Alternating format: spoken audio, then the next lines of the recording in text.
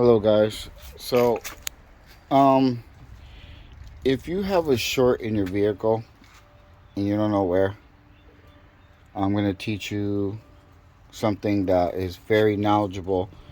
So, I have a short somewhere and I can't figure it out. So, what I did was to figure it out, if you take the positive battery out, the cable, put a cheap tester light or any tester light and touch the power. You see how that's flashing? It's pulsing. Shouldn't do anything because they're not connected. See, they're not connected. Shouldn't do anything. So what you can do to find that is pull the fuse box,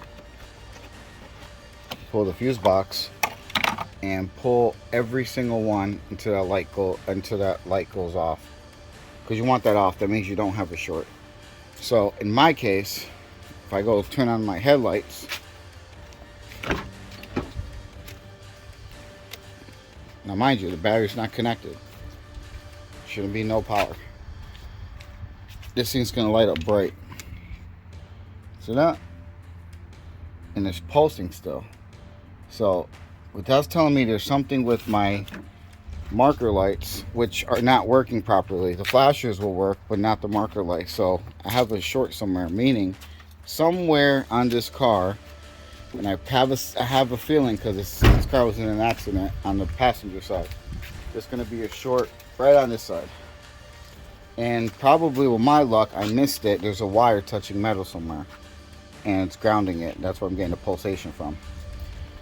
So I hope this helps. If you have a short and you touch that and the light's up, go through each and every fuse box. I mean every fuse, and take out, and whatever one you took out and it got that light to shut off, that's your problem. So that's going to be your whatever wire. So let's say for example the horn is shorted out, and this one was for the horn, and you pull that one out, and then this goes out, then you know there's something wrong with your horn. So you have to trace the wires for your horn.